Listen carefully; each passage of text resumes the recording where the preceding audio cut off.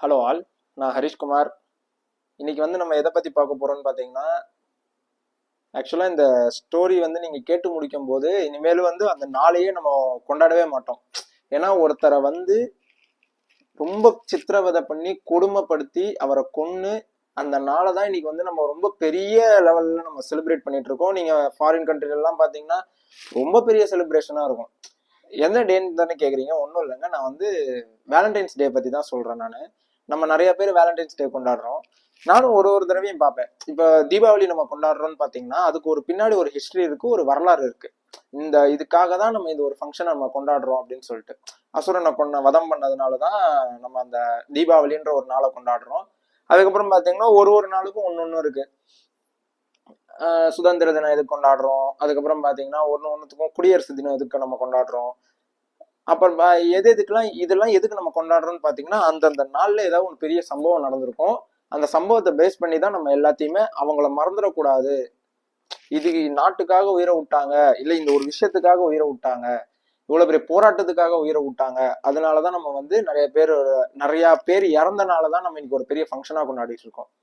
அதே வழியில நீங்க நிறைய பேர் இப்போ ரீசெண்டா இந்த இதுவும் பிப்ரவரி மந்த் தான், இந்த மந்தே நம்ம வேலண்டைன்ஸ் டே கொண்டாடி இருப்போம்.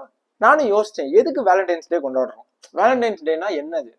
இப்போ வேலண்டைன்ஸ் டேனா நமக்கு தெரிஞ்ச வரைக்கும் என்ன, ஒரு காதலர் தினம்.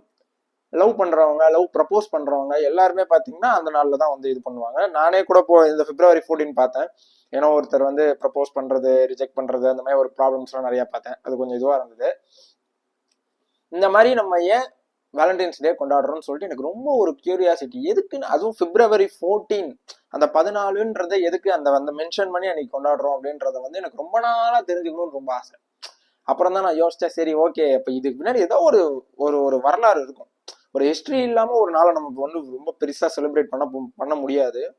அதுக்கப்புறம் நான் தேடி போய் பார்க்கும்போது தான் தெரிஞ்சது, ஒரு வேலண்டைன் அப்படின்றது சும்மா இன்னைக்கு நாளுக்கு வச்ச பேர் கிடையாது. உண்மையிலேயே வேலண்டைன்னு ஒருத்தர் இருந்தாரு.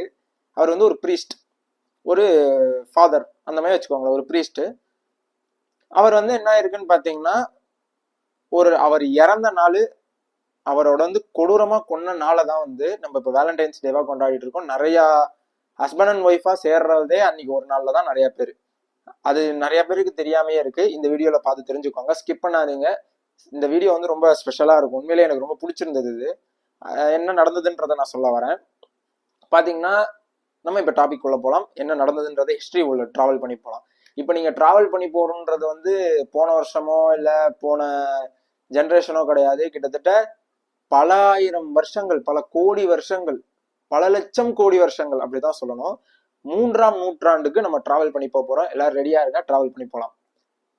ரெடி ஆயிட்டீங்களா? நம்ம போலாம். போ அப்ப என்ன இருக்குன்னு பாத்தீங்கன்னா, என்ன நடந்ததுன்றத நான் சொல்ல வரேன். இப்போ அப்ப என்ன இருக்குன்னு பாத்தீங்கன்னா, கிளாடியஸ் மெமி ஆட்சி அப்படின்னு சொல்லிட்டு, நம்ம எப்படி இப்போ நம்ம தமிழ்நாட்டுல சேர சோழ பாண்டியர்கள் அப்புறம் இவங்கெல்லாம் எப்படி இருந்தாங்களோ அந்த மாதிரி அந்த அந்த காலத்துல ரோமாபுரி அப்படின்னு சொல்லிட்டு கிளாடியஸ் அந்த மாதிரி ஒரு சில ராஜாக்கள் இருந்தாங்க.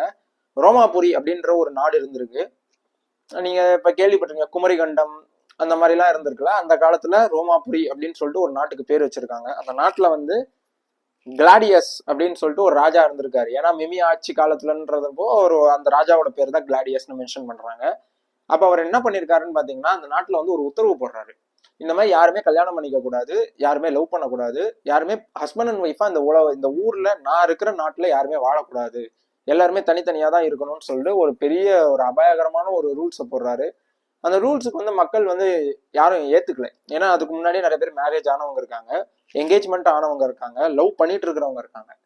அப்ப என்ன பண்ணிருக்காங்கன்னு பாத்தீங்கன்னா, மக்கள் எல்லாமே எதிர்த்திருக்காங்க. எதிர்த்தும் போதே அவங்க என்ன சொல்லியிருக்காருன்னு பாத்தீங்கன்னா, என் நாட்டுல யாரும் இருக்கக்கூடாது, இல்லைன்னா நீங்க இந்த நான் சொன்ன ஒரு உத்தரவுக்கு நீங்க எதிர்ப்பு தெரிவிச்சீங்கன்னா எல்லாரையும் நான் கொண்டு போட்டுருவேன், அந்த மாதிரி எல்லாரும் பேசியிருக்காரு.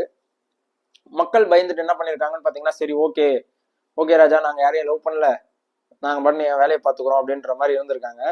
அப்பதான் என்ன இருக்குன்னு பாத்தீங்கன்னா, அந்த ஊருக்கு புதுசா ஒரு பிரீஸ்ட் ஒருத்தர் வராரு. அதுதான் நம்ம ஹீரோ, கதையோட ஹீரோ வேலண்டைன் வராரு. வேலண்டைன் பாத்தீங்கன்னா வர்றப்பயே ஒரு சின்ன பையன் தான், எனக்கு தெரிஞ்சு ஒரு 18ல இருந்து 20 வயசு பையன் தான் இருக்கும். அவர் பிரீஸ்ட் ஆனதுக்கு அப்புறம் என்ன இருக்குன்னு பாத்தீங்கன்னா, அந்த ஊருக்கு வந்திருக்காரு, ரோமாபுரி அப்படின்ற ஒரு நாட்டுக்கு வந்திருக்காரு. அவர் நாட்டுக்கு வந்ததுக்கு அப்புறம் என்ன இருக்குன்னு பாத்தீங்கன்னா, இந்த உத்தரவு அவருக்கு தெரிஞ்சதுக்கு அப்புறம் ஆக்சுவலா நீங்க வேலண்டைனோட கேரக்டரே பாத்தீங்கன்னா எப்படின்னா ரொம்ப வசீகரமான ஒரு ஆளு அப்படின்றாங்க நிறைய பேர் அது மென்ஷனும் பண்ணியிருக்காங்க, ஹிஸ்டரியிலேயே எழுதியிருக்கு. நீங்க போய் பர்சனலா கூகுளில் கூட சர்ச் பண்ணி பார்க்கலாம். வேலண்டைன்றவர் வந்து ஒரு சாக்லேட் பாய் அந்த மாதிரி சொல்ல வச்சுக்கோங்களேன். உங்களுக்கு இந்த காலத்துக்கு புரியுற மாதிரி உங்களுக்கு சொல்லணும்னா ஒரு சாக்லேட் பாய், ஒரு ஹேண்ட்ஸம். அதுக்கப்புறம் பாத்தீங்கன்னா இந்த மாதிரி ரொம்ப பேசுறதுலயே நிறைய பேரை கவர்ந்துடுறது, ரொம்ப நல்ல மனசு இருக்கிற ஒரு பையனா இருக்கான். அந்த மாதிரியே நிறைய பேருக்கு அவரை பார்த்தோன்னே ரொம்ப பிடிச்சிரும். அப்ப அவர் என்ன பண்ணிருக்காருன்னு பாத்தீங்கன்னா, இந்த மாதிரி ஒரு உத்தரவு இந்த ஊர்ல நாட்டுல போட்டதுன்னு தெரிஞ்சதுக்கு அப்புறம் அந்த ஊர்ல ஆல்ரெடி லவ் பண்ணிட்டு இருக்கிறவங்க, என்கேஜ்மெண்ட் ஆனவங்க, கல்யாணம் ஆகாம இருக்கிறவங்க எல்லாருக்கும் எவரெஸ்ட் என்ன பண்ணிருக்காருன்னு பாத்தீங்கன்னா, மன்னருக்கு தெரியாம, கிங்குக்கு தெரியாம ஒரு திருட்டுத்தனமா எல்லாருக்கும் மறைமுகமா கல்யாணம் பண்ணி வைக்க ஆரம்பிச்சிருக்காரு. இது ஆரம்பிச்சதுக்கு அப்புறம் என்ன ஆயிருக்குன்னு பாத்தீங்கன்னா, வேலண்டைன் வந்து ராஜாக்கு தெரிஞ்சு போச்சு. வேலண்டைன் வந்து பிடிச்சிட்டு கைது பண்ணிட்டு வாங்கன்னு சொல்லிட்டு அவங்க சிப்பாய்கள்கிட்ட சொல்றாரு. இதுக்கு சிப்பாய்களுக்குன்னே ஒரு தனியா ஒரு ஸ்கிரிப்ட் இருக்கு. இந்த நாட்டுல வந்து கல்யாணம் பண்ணிக்க கூடாதுன்னு சொன்னப்போ எதிர்ப்பு தெரிவிக்காத ஒரு ஒரு மனுஷங்கள்னு பாத்தீங்கன்னா இந்த ராஜாக்கு கீழே இருக்கிற சிப்பாய்கள் தான். அது ஏன்றதை நான் வீடியோ கடைசியில சொல்றேன். ஏன்னா அவங்களுக்குமே ஒரு பெரிய ஒரு ஒரு கஷ்டமான ஒரு ரூல்ஸ் போட்டு வச்சிருக்காரு. அப்ப என்ன இருக்குன்னு பாத்தீங்கன்னா, வேலண்டைனை வந்து அரெஸ்ட் பண்ணி கூட்டிட்டு வர சொல்லியிருக்காங்க. வேலண்டைனை போய் இவங்க அரெஸ்ட் பண்ணி கூட்டிட்டு வராங்க. கூட்டிட்டு வந்தோடனே ராஜா வந்து என்ன சொல்லியிருக்காருன்னு பாத்தீங்கன்னா, உடனே ஸ்பாட் பனிஷ்மெண்ட். அந்த காலத்துல எல்லாம் பாத்தீங்கன்னா பனிஷ்மெண்ட்ன்றது வந்து ரொம்ப கொடூரமா இருக்கும், ரொம்ப மோசமாவும் இருக்கும். அந்த பனிஷ்மெண்ட் எல்லாம் நம்ம கேள்விப்பட்டோம்னா இந்த காலத்துல கூட தப்பு பண்ண மாட்டாங்க. இந்த காலத்துல கூட தப்பு பண்றதுக்கு யோசிப்பாங்க. அந்த காலத்துல இருக்கிற பனிஷ்மெண்ட் எல்லாம் இப்ப கொடுத்தாங்கன்னா இந்த காலத்துல ஒரு பொண்ணு மேல கை வைக்கவோ இல்ல திருடவோ இல்ல எதுக்காவது எல்லாருமே யோசிப்பாங்க. அப்ப என்ன இருக்குன்னு பாத்தீங்கன்னா, கமிங் பேக் டு டாபிக், நான் அந்த டாபிக்ல இருந்து அப்பப்போ வெளில போயிடுறேன், சாரி. இப்ப என்ன இருக்குன்னு பாத்தீங்கன்னா, நம்ம முடிச்சுட்டு லாஸ்ட்ல வந்து நம்ம ஃப்ரீயா பேசிப்போம். முதல்ல இந்த கதையை முடிச்சிருவோம். அப்புறம் என்ன இருக்குன்னு பாத்தீங்கன்னா, வேலண்டைனை வந்து ராஜா வந்து அரெஸ்ட் பண்ணிட்டு கூப்பிட்டு வர சொல்லியிருக்காரு. அரெஸ்ட் பண்ணி கூப்பிட்டு வந்தோடனே ஸ்பாட் பனிஷ்மெண்ட், உனக்கு மரண தண்டனையை நான் விதிக்கிறேன், நீ செத்துரு, உனக்கு சாவுதான் இனிமேல் அப்படின்னு சொல்லிட்டு நான் போட்ட உத்தரவை மீறி நீ எல்லா விஷயமும் பண்ணியிருக்க, இத்தனை பேரும் ஒண்ணு சேர்த்திருக்க அப்படின்னதுக்கப்புறம் என்ன ஆயிருக்குன்னு பாத்தீங்கன்னா, வேலண்டைனை வந்து கொஞ்ச நாளைக்கு வந்து இந்த போலீஸ் ஸ்டேஷன்ல இப்ப பண்ற மாதிரி ரிமாண்ட் மாதிரி பண்ணி வச்சிருக்காங்க, விசாரிக்கிறதுக்கு. ரிமாண்ட் பண்ணி ஜெயில போட்டிருக்காங்க. ஜெயில இருக்கும்போது கூட பாத்தீங்கன்னா, ஜெயில வந்து ஒரு காவலரோட மகள், அந்த ஜெயில் காவலரோட மகள் வந்து, அந்த மகளோட பேர் பாத்தீங்கன்னா அஸ்டோரியஸ் அப்படின்னு தான் நினைக்கிறேன். ஆமா, அஸ்டோரியஸ்க்கும் நம்ம ஹீரோவான வேலண்டைனுக்கும் வந்து ஒரு காதல் வாய்ப்பட்டிருக்கு. இந்த காதல் வாய்ப்பட்டதுக்கு அப்புறம் என்ன இருக்குன்னு பாத்தீங்கன்னா, அந்த காவலர் இருக்கார்ல, அந்த காவலர் வந்து அந்த அஸ்டோரியஸ்ன்ற ஒரு பொண்ணை வந்து தன்னோட காவல்ல கொண்டு போய் வச்சிருக்காரு. வச்சதுக்கு அப்புறம் என்ன இருக்குன்னு பாத்தீங்கன்னா, முதல் வேலண்டைன் வந்து ஒரு இத்தனை பேரை சேர்த்த வேலண்டைனுக்கு ஒரு காதல் வாய்ப்பட்டிருக்காரு. பட்டதுக்கு அப்புறம் ஒரு லெட்டர் எழுதியிருக்காரு. மொத வேலண்டைன் இந்த நாட்டிலேயே இந்த உலகத்திலேயே நீங்க பாத்தீங்கன்னா, அப்போல்லாம் பாத்தீங்கன்னா ராஜாக்கள் எல்லாம் பாத்தீங்கன்னா போவாங்க, ஒரு நாட்டோட சண்டை போட முடியலன்னா அந்த நாட்டோட ஒரு பெண்ணை கல்யாணம் பண்ணிப்பாங்க. ஏன்னா அவங்களோட மைண்ட் செட் எப்படின்னா, இப்ப கல்யாணம் பண்ணிக்கிட்டாங்க, அந்த ஊரோட மாப்பிள்ளை ஆயிட்டாரு அந்த மன்னன் வந்து, போர் தொடுக்க போன ஒரு மன்னன் வந்து அந்த ஊரோட மாப்பிள்ளை ஆயிட்டாரு. இனிமேல என் நாட்டை வந்து என் மாப்பிள்ளை எதுவும் பண்ண மாட்டாரு அப்படின்றதுக்காக தான் அந்த காலத்துல வந்து மன்னர்கள் நிறைய ஒய்ஃப் வச்சுக்கிட்டாங்க. அவங்களுக்கு அத்தனை ஒய்ஃப் வச்சுக்கணும்ன்றது அவசியம் கிடையாது, எதுக்குன்றதை மட்டும் நான் சொல்லிக்கிட்டேன். அப்ப என்ன இருக்குன்னு பாத்தீங்கன்னா, இந்த மாதிரி அஸ்டோரியஸ்க்கும் வேலண்டைன் அப்படின்ற ஒரு ஹீரோ, நம்ம கதையோட ஹீரோக்கும் காதல் வாய்ப்பட்டிருக்கு. அந்த காலத்துல வந்து காதல் கடிதம் மூலியமா லவ்வா சொல்லியிருக்காரு. அதுக்கப்புறம் அவர் அனுப்பியிருக்காரு. அதுக்கப்புறம் பாத்தீங்கன்னா இதே நேரத்துலதான் வந்து பாத்தீங்கன்னா வேலண்டைனை வந்து கல்லால அடிக்கிறாங்க. சிறைச்சாலை 15 நாள் அந்த மாதிரி ரிமாண்ட்ல வச்சு, நான் சும்மா ஒரு பேச்சுக்கு சொல்றேன் 15 நாள் அவர் இல்லைங்க, சிறையில வச்சிருக்காங்க, ஜெயில இருக்காரு. கொஞ்ச நாள் கழிச்சு வெளில வராரு. வெளில வந்தோடனே அந்த நாட்டு மக்களா இருக்கட்டும், எல்லாருமே இருக்கட்டும், ஒன்னாலதான் எனக்கு இந்த நாட்டிலே உயிர் போகுது அப்படின்னு சொல்லிட்டு வேலண்டைன் வந்து நல்லது பண்ண ஒருத்தரை வந்து, 2 பேரும் விரும்பின சேர்த்து வச்ச ஒருத்தரை வந்து நல்ல மனுஷனை கல்லால் அடிக்கிறாங்க, ரொம்ப சித்திரவதை பண்றாங்க. அதுக்கப்புறம் லாஸ்டா வந்து தலை துண்டிக்கப்பட்டு தலையை வெட்டி வேலண்டைனை கொல்றாங்க. அவர் கொல்ற நாள் வந்து பாத்தீங்கன்னா கரெக்டா அந்த நாள் வந்து கிபி 2270 பிப்ரவரி 14.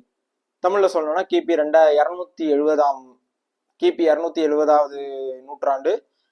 அப்புறம் பாத்தீங்கன்னா பிப்ரவரி 14 அன்னைக்கு வேலண்டைன் இறந்து போறாரு. அவர் பிப்ரவரி 14 இறந்து போனதுனாலதான் இன்னைய வரையும் நம்ம எல்லாருமே வருங்காலத்துல ஹஸ்பண்ட் அண்ட் ஒய்ஃபா ஆறவங்களா இருக்கட்டும், இல்ல லவ்வர்ஸா ஆறவங்களா இருக்கட்டும், இல்ல ஒரு பொண்ணுகிட்ட ஒரு ஒரு விருப்பத்தை வந்து ஒரு பொண்ணுகிட்ட சொல்ல போறவங்களா இருக்கட்டும், லவ் ப்ரப்போஸ் பண்ண போறவங்களா இருக்கட்டும், யாருக்கா இருந்தாலும் நம்ம 14ஆம் தேதி வந்து ஒரு வேலண்டைன், ஒரு மனுஷனை கொண்ட நாள்ல தான் நம்ம நிறைய குடும்பங்கள் ஒன்னா சேருது, நிறைய குடும்பமாவும் ஆறாங்க, நிறைய பேர் பிடிச்ச லைஃபை வாழ்ற ஆரம்பிக்கிறாங்க. இதை நிறைய பேருக்கு தெரியவே தெரியாதுன்னு நினைக்கிறேன். ஏமே எனக்கே தெரியாது இந்த வேலண்டைன் அப்படின்ற ஒருத்தர் இருந்தாரு, அவரை வந்து இந்த மாதிரி சித்திரவதை பண்ணி கொண்டாங்க, அதனாலதான் நம்ம வேலண்டைன்ஸ் டேன்னு ஒன்று கொண்டாடுறோம் அப்படின்றது எனக்கே தெரியாது. அதனால நிறைய பேருக்கு வேலண்டைன்ஸ் டேனா என்னன்னு தெரியாம இருந்தாங்கன்னா அவங்களுக்கு இந்த வீடியோவை ஷேர் பண்ணுங்க. நான் லாஸ்டா ஒன்று சொல்றேன்னு சொன்னல, அது ஒன்றும் இல்லை. அந்த நாட்டில் வந்து மன்னர்கள்லாம் என்ன பண்ணுவாங்கன்னு பார்த்தீங்கன்னா, சிப்பாய்களை வந்து கல்யாணமே பண்ணிக்க கூடாதுன்னு சொல்லிடுவாங்களாம். அவங்களுக்கு மட்டும் மேரேஜ் பண்ணிக்கிறதுக்கான உரிமை கிடையாது அப்படின்னு சொல்லிட்டு ராஜாக்கள் உத்தரவு போட்டிருக்காங்க. அது ஏன் ஒரு கிங் வந்து ஒரு சிப்பாய்களுக்கு மட்டும் ஏன் இந்த உத்தரவு போடுறான்னா, தனி மனுஷன் தனி ஆணா ஒருத்தர் இருக்கும் போது மட்டும்தான் உடம்பு வலிமையோட இதுவா இருப்பான். ஒரு குடும்பமா சேர்ந்துருச்சுன்னா அவன் போருக்கு போகும்போது சண்டை போடுறதுக்கு முன்னாடி அவன் ஒய்ஃப் குழந்தைங்களாம் நினைச்சு பார்த்துறான். நமக்கு ஒரு குடும்பம் இருக்கு, இந்த போர்ல நம்ம செத்து போயிட்டோம்னா ஏதாவது ஆயிடுச்சுன்னா நம்ம குடும்பத்தை யாரு பார்த்துப்பா அப்படின்ற மைண்ட் செட் வந்துடும். அதனால தனி மனிதன் ஒரு ஆணா இருக்கும் போதுதான் அவனுக்கு உடம்பளவுல மனசளவுல ஒரு திடம் இருக்கும், போருக்கு தைரியமா வருவான். அப்படின்றதுனாலயே அந்த காலத்துல வந்து உண்மையிலேயே பாத்தீங்கன்னா இதெல்லாம் ஹிஸ்டரியிலேயே இருக்கு. அந்த காலத்துல மன்னர்கள் வந்து சிப்பாய்களுக்கு, சோல்ஜர்ஸுக்கு நோ மேரேஜ் அப்படின்ற மாதிரி ஒரு ரூல்ஸ் போட்டிருந்தாங்க. அந்த காலத்துல இருந்தே இருக்கு. இப்ப அதெல்லாம் முடியாது. இப்ப காலங்கள் மாறிடுச்சு, மனிதர்களும் மாறிட்டாங்க, டெக்னாலஜி வளர ஆரம்பிச்சிருச்சு. அதனால இந்த காலத்துல வந்து அது போட்டாங்கன்னா நாட்டுல எத்தனை பேர் மக்கள் இருப்பாங்கன்னு, முதல்ல எத்தனை பசங்க உயிரோட இருப்பாங்கன்னே தெரியாது உண்மையிலேயே பார்த்தா. அதனால சும்மா ஒரு ஜோக்குக்காக சொல்றேன், அது சீரியஸா எடுத்துக்க வேணாம். அது மாதிரி வேலண்டைன்ஸ் டே பத்தி யாரும் தெரியாம இருந்தாங்கன்னா அவங்களுக்கு இந்த வீடியோ ஷேர் பண்ணுங்க. நம்ம ஒரு மனிதனை கொன்ன ஒரு நாளை தான் வந்து, கொடூரமான ஒரு நல்ல மனுஷனை கொன்ன ஒரு நாளை தான் நம்ம வேலண்டைன்ஸ் டேவா, ஒரு லவர்ஸ் டேவா கொண்டாடுறோம். நிறைய பேருக்கு ஷேர் பண்ணுங்க, மறக்காம கமெண்ட் பண்ணுங்க, ஏதாவது தப்பு இருந்தா கமெண்ட் பண்ணுங்க. நேத்தே ஒரு வீடியோ போட்டிருந்தேன், எனக்கு ஒரு கேவலமான ஒரு கமெண்ட் வந்ததுன்றது. யாரும் பார்க்கல, மேபி பார்க்கலாம், வாய்ப்புகள் இருக்கு. பாத்தீங்கன்னா கமெண்ட் பண்ணுங்க. மறக்காம ஹரிஷ்குமார் சேனலை சப்ஸ்கிரைப் பண்ணுங்க. அப்பதான் இந்த மாதிரி ரேரான விஷயம் போஸ்ட் பண்ற வீடியோலாம் உங்களுக்கு வந்து சேரும். நாளைக்கு 2 வீடியோல உங்களை பார்க்குறேன். வேற எதுவும் சொல்றதுக்கு இல்லை. பாய்.